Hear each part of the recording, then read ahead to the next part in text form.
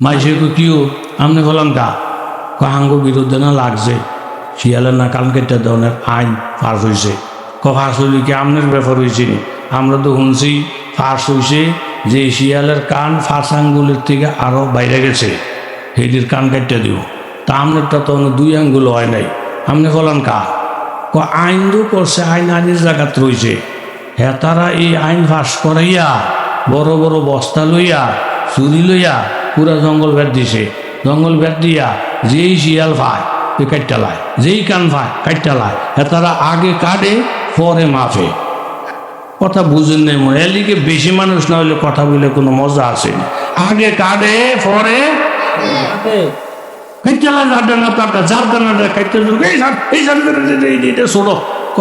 না কাটতে ভালো আছি সরি এ দূর কয় কিন্তু এত জীবনটা শেষ কথা কোন ঠিক নেই দোষী বানাইতেছে কারে ইউসুফকে দোষ করছে কে ইউসুফ আছে না আপনার মোহের মধ্যে শক্তি আছে যা খুশি তা করে তো আমারে কিছু জিজ্ঞাসা না কইরা এই শিশু বাচ্চাটারে জিজ্ঞাসা করে সে যদি আমারে দোষী বলে দোষ মানব আর যদি আমারে দোষী না বইলা অন্য কাউকে দোষী বলে আপনারা মানবেন নি এরা কেউ মানবো ওয়াশাহিদা শাহিদুম মিন আহলিহা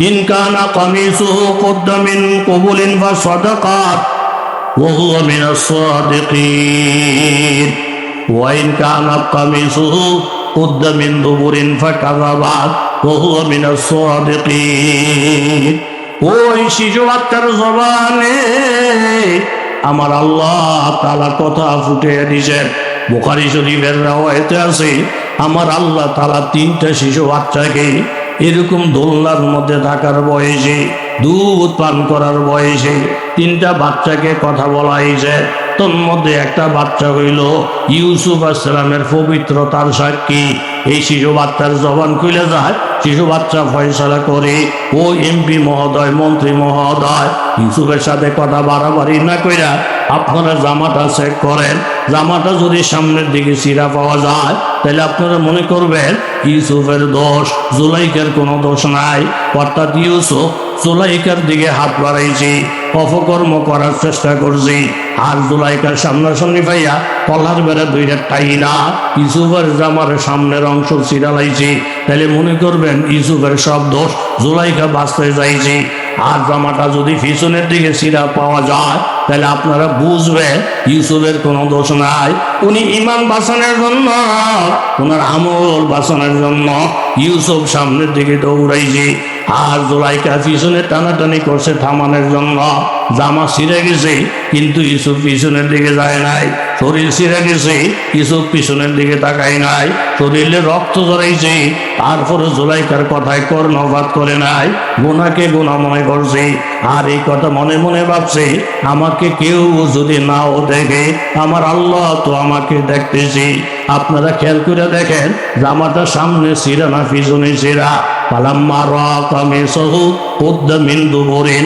ক্বালা ইন্নাহু মিন কাইদিকুন্না ইন্না কাইদাকুন্না আযীম এই যুক্তিযুক্ত কথাটা শুই না প্রত্যেকটা জ্ঞানী মানুষ অবাক হয়ে গেছে কথাটার মধ্যে যথেষ্ট যুক্তি আছে অনেক জ্ঞান আছে জামাটা তদন্ত করে দেখে রে বাবা জামাটা পিছনের দিকে ছিঁড়া প্রত্যেকে বলেন এখন আর আমাদের কোনো আশঙ্কা নাই আমাদের বুঝার কোনো বাকি নাই ইউসুফ ঈমান বাঁচানোর জন্য দৌড় পাচ্ছে জুলাইকে পিছনে খামচি করছে জামাটা যখন পিছনে ছিঁড়া সমস্ত দোষ হইল জুলাইখা ইউসুফের কোনো দোষ নাই ফালাম্মা রাআ কামিসাহু কুদ্দা মিন দুবুরিন ক্বালা ইন্নাহু মিন কাইদিকুন্না লোকজন বললেন এগুলা মেয়ে লোকের ধোঁকা ইন্না কাইদাকুন্না আযীম ও জুলাইখা নারীদের চক্রান্ত বড় জটিল ইউসুফ আর জানাজা ও ইউসুফ তুমি এই কথাটা মানুষের কাছে বলি করো না একটা ভদ্র ফ্যামিলি একটা ভিআইপি ফ্যামিলি মান সম্মানের ব্যাপার আছে কারো কাছে বলো না আর জুলাইখারে ডাক দিয়ে বললো ওয়াস্তাগফিরি লিযামবিক তুমি তোমার অপরাধের জন্য মাপ চাও ইন্নাকে কুনতি মিনাল খাতিন কারণ তুমি অনেক অপরাধ করেছ এই জন্য বাবা ইউসুফ আলাইহিস সালাম গুনার পরিবেশের মধ্যে পড়ে গেছে, কিন্তু গুনাহ করে নাই। কার ভয়ে? জোরে বলেন কার ভয়ে? একমাত্র আল্লাহর ভয়ে। ইউসুফ আলাইহিস সালাম বলেন, ওয়া মা উবাররিউ নাফসি ইন্নান নাফসা লাআম্মারাতুম বিসু ইল্লা মা রাহিমা রাব্বি। আল্লাহ, আমি আমার নফসকে পবিত্র মনে করি না। প্রত্যেকের মধ্যে একটা নফসে আম্মার আছে, যেই নফসে মানুষকে গুনার দিকে দাবিত করে, নামাজ ছেড়ে দেওয়ার পরামর্শ দেয়, জিকির আজকার থেকে কাফের কইরা লাগে। ইল্লা মা রাহিমা রাব্বি, আমার রবের যদি দয়া আমার উপরে না হইতো আমি গুনার থেকে বাঁচতে পারতাম না। আমার আল্লাহর যদি দয়া আমাদের উপরে না হইতো তাহলে আলিমুল আমার মজলিসে আসতে পারতাম না, কোরআনের মজলিসে আসতে পারতাম না। এই জন্য আমার আল্লাহ তাআলা ডাইকে বলেন, ইয়া আইয়ুহান নাস ইত্তাকু রাব্বাকুম, ও দুনিয়ার মানুষ তোমরা প্রত্যেকে আল্লাহ তাআলাকে ভয় করো। ভয় করার অর্থ হইল এই, তুমি যদিও আল্লাহকে দেখো না, কিন্তু আল্লাহ তাআলা তোমাকে দেখে। জোরে বলেন ঠিক কিনা? এই জন্য বাবা আমি সংক্ষেপ আপনাদের কাছে এই সংক্ষেপ কয়টা আমলের কথা বলি। মান করা আয়াতুল কুরসি দুবুরা করলে সলাতিন লাম ইয়ামনাহু মিন দুহুলিল জান্নাহ ইল্লা ইয়ামুত। প্রত্যেকটা নামাজের পরে একবার আয়াতুল কুরসি পড়বেন, যারা পারেন তারা পড়বেন, চেষ্টা করবেন পড়ার জন্য। আমার নবী বলেন, প্রতি নামাজের পর পর একবার যদি কেউ আয়াতুল কুরসি পড়ে, ওই লোকটা জান্নাতে যাওয়ার জন্য মরণ ছাড়া বাধার কিছুই থাকবে না। জোরে কোন সুবহানাল্লাহ। ওলি আল্লাহদের দরবারে বেশি বেশি যাইবেন, আল্লাহ ওয়ালাদের কাছে মুরিদ হইবেন, আল্লাহ ওয়ালাদের কথা মানার চেষ্টা করবেন, মা বাবার খেদমত করবেন, বেয়াদবি করবেন, ধ্বংস হইয়া যাবেন। কথা জোরে বলেন ঠিক নি? হাদিস শরীফের মধ্যে এই কথা আসছে, এই ইউসাফ আহলুন নার, যারা গুনাহগার তাদেরকে বলবে তোমরা এই দাঁড়াও, জাহান্নামে যাও। না আল্লাহ আল্লাহ ডর করে ডর করে, আমল নাই তো জাহান্নামে যেতে ডর করে। তো যা, শেষ একটা সুযোগ দিলাম, যেই রাস্তা দিয়ে জান্নাতীরা জান্নাতে যাবে তোরা ওই রাস্তায় দাঁড়াইয়া থাক। একটা জান্নাতীও যদি তোদের জন্য সুপারিশ করে, আমি আল্লাহ কথা দিলাম, একটা জান্নাতের সুপারিশকে কেন্দ্র কইরা আমি আল্লাহ তোদেরকে মাফ করিয়া দিব। কলিজাটা বড় হইয়া যাবে। আমিও যদি ইবাদত করি না, আমার আত্মীয় স্বজন তো কত আছে ইবাদতকারী, কাউকে না কাউকে তো পাইয়ে যাবো। জাহান্নামীরা জান্নাতের পথে দাঁড়াবে, হাজার হাজার মানুষ জান্নাতে যায়, একজন মানুষেরও চিনে না। বলবে আমার ছেলেরা কোথায়, আমার বেয়াই কোথায়, আমার পুত্রা কোথায়, আমার বন্ধু বান্ধব কোথায়। আওয়াজ আসবে, যাদেরকে ভালোবাসো, যাদের পিছনে জীবনটা কাটাইয়া দিস, এগুলো সব বাম পথে চলে গেছে। আর যারা নেককার ছিল, আল্লাহ ছিল, এদের সাথে মহব্বত করো নাই, এদের সাথে জীবন কাটাও নাই, এদেরকে চা খাওয়াও নাই, এদেরকে সালাম কালাম দাও নাই। কপাল খারাপ, যাগুলোকে চলছে সব গেছে বাম পথে। আর যারা ডাইন পথে যাইতেছে, একজনের সাথে তোমার চলাফেরা ছিল না। জোরে কোন ঠিক কিনা? দুঃখে কলজা ফাইটা যাবে, যার যার করে চোখ দিয়া পানি করে করে পড়বি। জান্নাতি মানুষের সাথে সম্পর্ক রাখি নাই গো আল্লাহ, আজকে কপালটা খারাপ। যার পিছনে সংসার ব্যয় করলাম, টাকা পয়সা ব্যয় করলাম, এগুলো সব ছিল বামপন্থী। হঠাৎ করে দেখবে একজন হুজুর, দেখে বলবেন আমার তারিফুনি, হুজুর আপনি আমাকে চিনছেননি? হুজুরে বলবেন না, ইন্নি ওয়াহাবতু লাকা উজওয়ান ইন্নি সাকাইতুকা শরবাতান। হুজুর আমি আপনাকে একদিন হুজুর পানি দিয়েছিলাম, আমার হুজুর পানি দিয়ে গোসল করে উজু করে আপনি অলি হয়ে গেছে। আমি আপনাকে পানি পান করাইছিলাম, আমার পানি খেয়ে কলিজা আপনার ঠান্ডা হয়ে গেছিল। আপনি যেই মাদ্রাসায় পড়ছেন, ওই মাদ্রাসায় চাইলের বস্তা দিয়েছে, আপনি আমার চাইল খাইছে। যেই বিল্ডিংয়ে আপনি পড়ছেন, ওই বিল্ডিংয়ে আমার 10টা ইটা ছিল। হুজুরে বলবেন হ্যাঁ আমার মনে হয়েছে। এখন আপনি কি চান? বলে একটু যদি সুপারিশ করতেন, আমার তো আর কোনো পথ নাই। হুজুরে বলবেন আল্লাহ গো, এই লোকটা আমাকে হুজুর পানি দিয়েছে, আমাকে পানি পান করাইছে, আমাকে উপকার করছে, আমি তার জন্য সুপারিশ করলাম। আল্লাহ বলবেন তোমার সুপারিশে আমি আমার বান্দাকে মাফ করে জান্নাত দিয়ে দিলাম। জোরে কোন সুবহানাল্লাহ। নারায়ে তাকবীর। নারায়ে তাকবীর। দোয়া হয়ে যাবে এখন। দোয়ার আগে কাকা একটু বনো 2-3 মিনিট একটু সবাই লইয়া দোয়া করে যাব। এলাকার লোক, এলাকায় যারা কবরবাসী প্রত্যেকের জন্য দোয়ার একটা হক আছে আমার উপরে। এসে দোয়ার আগে যে যদি একটা লোক থাকেন যে হুজুর সবসময় আপনার হাতে কিছু দেই, দাও, একজনে খেয়ে ফেললে আরেকজনের দাও, আরেকজনে খেয়ে ফেললে আরেকজনের দাও।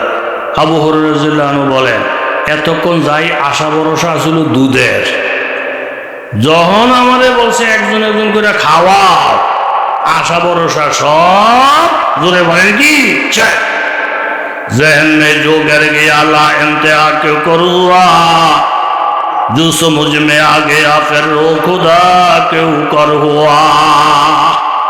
কিন্তু আল্লাহর নবী যেহেতু হুকুম করলেন, আমার বুঝে আসুক চাই না আসুক, আল্লাহর নবীর হুকুমের বিরুদ্ধে চলা যায় না। জোরে বলেন ঠিক কিনা? আমার কথা মাইনা মাইনা চলা নবীর উপরে ফরজ না, ওয়াজিব না। কিন্তু নবী যদি কোনো হুকুম করে রে, বুঝে আসুক চাই না আসুক, নবীর হুকুমটা মাইনা মাইনা চলা প্রত্যেকটা উম্মতের উপরে ফরজ হয়ে যায়। জোরে বলেন ঠিক কিনা? ইয়াউমা লা ইউখজিল্লাহুন নাবিয়্যা ওয়াল্লাযীনা আমানু মাহু, সূরাতুত তাহরিম 28 পারায় আমার আল্লাহ তাআলা বলেন, ওই দিনের কথা স্মরণ করো রে বান্দা, যেই দিন বহু সম্মানী মানুষ অসম্মানী হয়ে যাবে, সুখী সুখী মানুষ দুঃখের সাগরে হাবুডুবু খাবে। ওই দিনে তো আমার আল্লাহ আমার নবীকে অপমান করবেন না, আমার নবীর সাথে যারা মুমিন বান্দা তাদেরকেও মাবুদ অপমান করবেন না। ইয়াসা নূরুহুম বাইনা আইদিহিম ওয়া বিআইমানিহিম, প্রত্যেকটা মুমিন বান্দার সামনে পিছে নূর চলতে থাকবে। ইয়াকুলুনা রব্বানা আতমিম লানা নূরানা ওয়াগফির লানা ইন্নাকা আলা কুল্লি শাইইন কাদির। মুমিন বান্দারা বলবে, আল্লাহ গো আমাদের নূর আপনি পরিপূর্ণ করে দেন, জান্নাতে যাওয়া পর্যন্ত যেন আলোটা আমাদের সামনে সামনে থাকে। কারণ কাফেরেরা এরকম ভাবে, মুনাফিকেরা আল্লাহর পক্ষ থেকে কিছু নূর পাবে, অল্প যাওয়ার পরে নূরটা শেষ হয়ে যাবে। ইয়াউমা ইয়াকুলুল মুনাফিকুনা ওয়াল মুনাফিকাত লিল্লাযীনা আমানু যুরুনা নাক্তাবিস মিন নূরিকুম কিলা ইরজিউ ওয়ারাআকুম ফালতামিসু নূরা। মুনাফিকদের নূর শেষ হয়ে যাবে, তারা মুমিনের নূর ফলো কইরা কইরা পিছনে পিছনে যাইতে থাকবে। কিন্তু ফাতুরিবা বাইনাহুম বিসুরিল লাহু বাব, মাঝখানে একটা পর্দা ফিরে যাবে। বাতিনুহু ফির রাহমা, ভিতরে যেই মুমিনরা আছে তারা থাকবে শান্তিতে। ওয়া যাহিরুহু মিন কিবালিহিল আযাব, মুনাফিকরা যেই অংশে আছে তারা থাকবে আযাবের মধ্যে, কষ্টের মধ্যে। জোরে বলেন ঠিক কিনা? আবু হুরায়রাকে বললেন, এই পেয়ালা তুমি হাতে ল, নিয়ে বন্ধন করো। নবীজির এই কথাটা আবু হুরায়রার মনের পক্ষে না বিপক্ষে? কই জবাব নাই। আবু হুরায়রা রাদিয়াল্লাহু আনহুর মনের পক্ষে না বিপক্ষে? আবু হুরায়রা তো ভাবছেন আমার এত দুধ দিলে আমি যেহেতু আগের সিরিয়া খাইয়ে নিয়ে ছেড়ে দিতাম, থাকলে খাইতো না থাকলে না খাইতো। কিন্তু নবী বলতেছেন, আবু হুরায়রা দুধের ফেলা তুমি না খাইয়া আরেকজনের হাতে দাও, উনি খাইলে আরেকজন, উনি খাইলে আরেকজন, উনি খাইলে আরেকজন, এরপরে তুমি। আবু হুরায়রা ভাবছেন আমার আশা শেষ। তবুও নবীর হুকুমের বিরুদ্ধে চলা যায় না। একজনের হাতে দিলেন ফেয়ালা, উনি দুধ খাওয়ার পরে আরেকজনের হাতে, উনি দুধ খাওয়ার পরে আরেকজনের হাতে, এইভাবে পেয়ালাটা ঘুরা ঘুরা ঘুরা ঘুরা 80 জন সাহাবীর হাত হইয়া আবু হুরায়রার হাতে যখন আসলো, হযরত আবু হুরায়রা নবীর হুকুম মোতাবেক চলছে, বিপরীত করেন নাই, নিরাশ হয়ে যায় নাই। আবু হুরায়রার হাতে পেয়ালা আসার পরে আবু হুরায়রা বলেন, ইয়া রাসূলুল্লাহ, ইয়া হাবিবাল্লাহ, আল্লাহর কসম খাইয়া বলছি গো নবী, 80 জন সাহাবী খাওয়ার আগে যেই পরিমাণ দুধ পেয়ালার মধ্যে ছিল, 80 জনের খাওয়া শেষ হয়ে গেছে, এখন পেয়ালাটা আমার হাতে। কিন্তু আমি নজর করে দেখি গো নবী, 80 জন সাহাবী খাওয়ার আগে যেই পরিমাণ দুধ ছিল 80 জনের খাওয়া শেষ, কিন্তু দুধের পরিমাণ আগের মতোই তো দেখা যায়। সুবহানাল্লাহ। অল্পের মধ্যে বরকত দেওয়ার মালিক, জুড়ে বলেন কে? এরকম জোহরের আজান, আসরের আজান, মাগরিবের আজান, 3টা আজান শুনে শুনে দোকান বন্ধ করে বাবা মসজিদের মধ্যে চলে গেছে। দোকান বন্ধ করে মসজিদে গেলি আমার আল্লাহ খুশি হয়ে গেছে, কিন্তু দোকানের কিছু ক্ষতি হয়েছে। এটা জাহিরি ভাবে দেখা যায় যে নবী যে আল্লাহ এক পেয়ালা দুধ 80 জন সাহাবীরে পেট বইরা খাওয়াইয়া বরকত দিতে পারলেন। আমি আল্লাহর হুকুম মানতে গিয়া দোকানে যদি কিছু ক্ষতি হইয়া যায়, এটা পোষণের ক্ষমতা আমার আল্লাহ আছে না নাই? আল্লাহ ইউসুফ আলাইহিস সালাম আর জুলাইখা কয়তালার উঠে?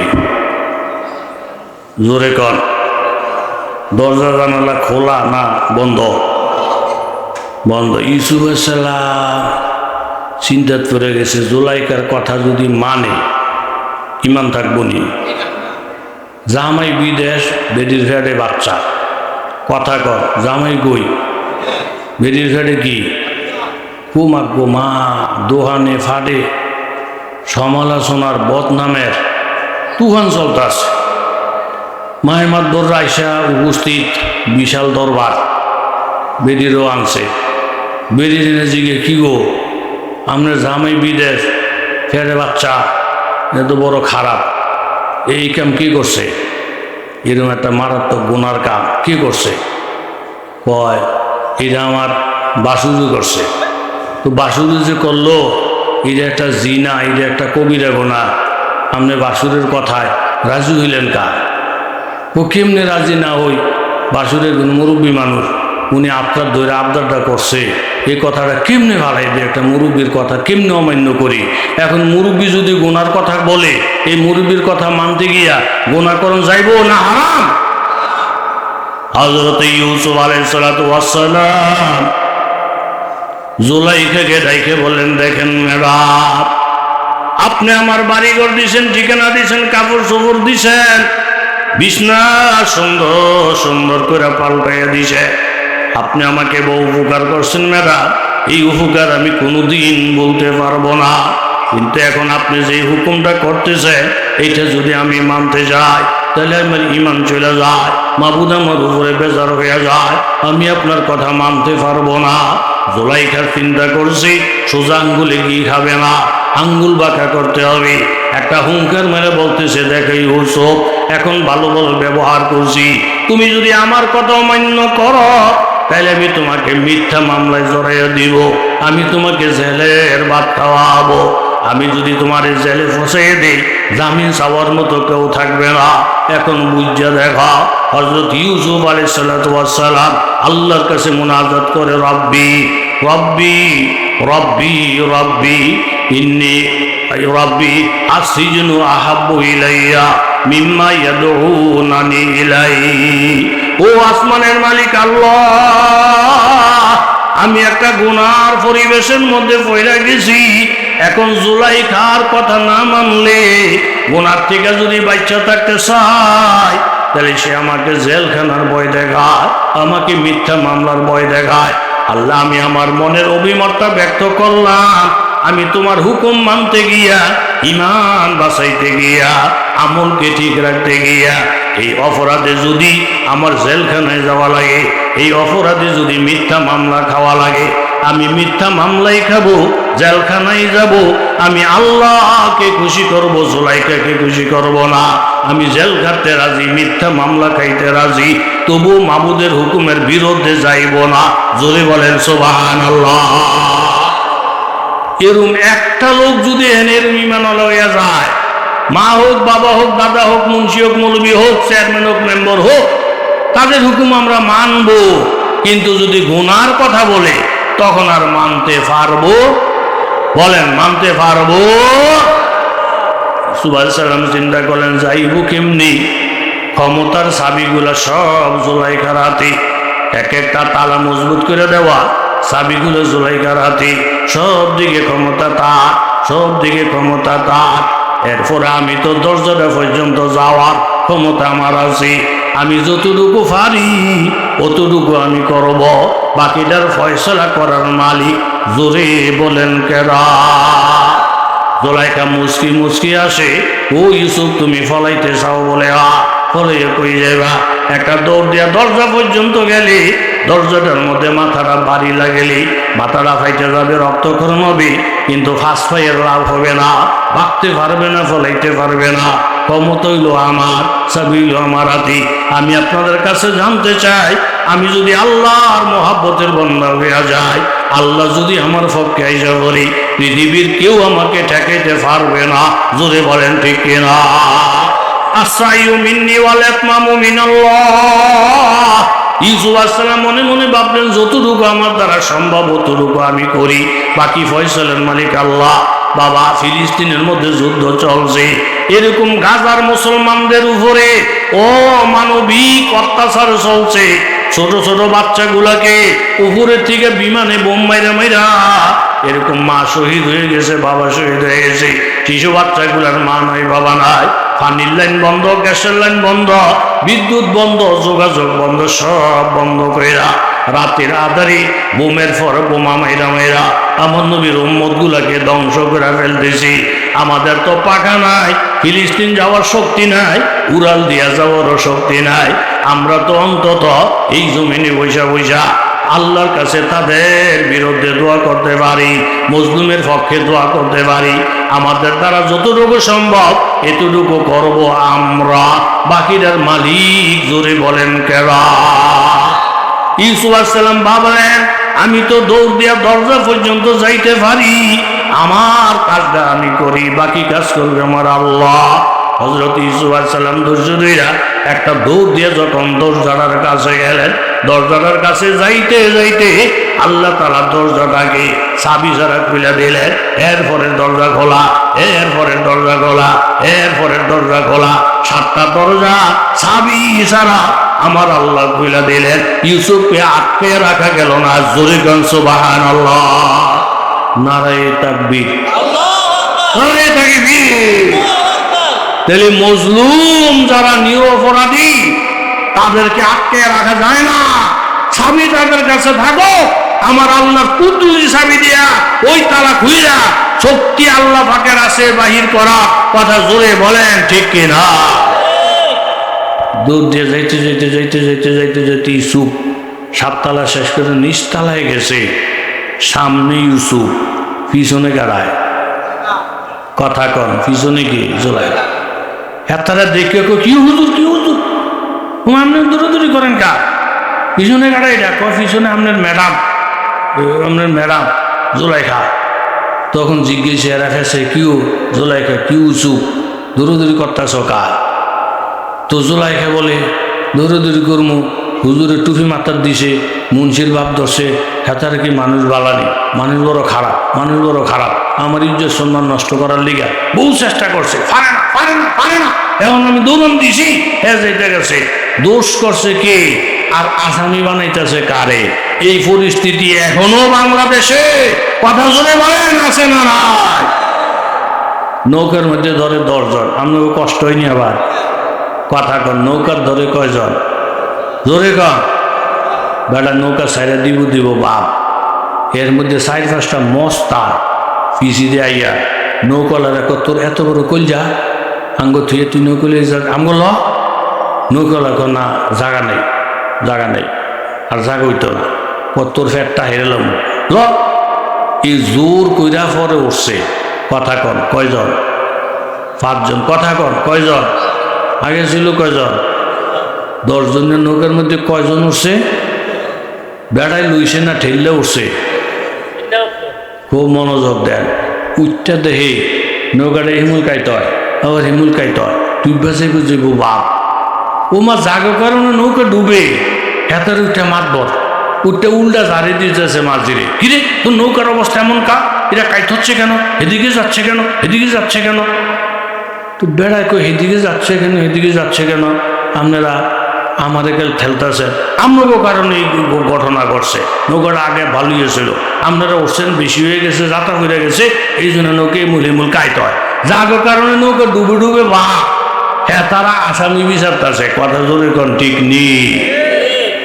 ইমুল ইমুল সাইটে কারে দোষটা সাফাইব, দেহে এক হুজুরে ধানের বস্তা লইয়া বস্তার উপরে টুপি মাথার দিয়ে বয়ে দিছে। এক করে জুইত মতন পাইছে, মা গো নৌকা ডুবে ডুবে বাপ দ এই হুজুরটার কারণে, কেন মানুষ উঠোনের জায়গা নাই, এতে আবার ধানের বস্তা লুইছি, এটা বলে 2 মণ ওজন, ইটার বারে না নৌকা তলাই যেতেছে, ইটার বারে নিয়ে তলাইতেছে, ইটা যেই সময় উঠছে এই সময় বেটা আলগি দিয়ে আমজা করে মেহমান বানাই উঠেছে, এখন অতিরিক্ত বার হয়েছে তবু কারণে নৌকা ডুবে, এখন নিয়ে দোষী বানাইতে চাই হুজুর রে, কথা জোরে কন ঠিক নেই।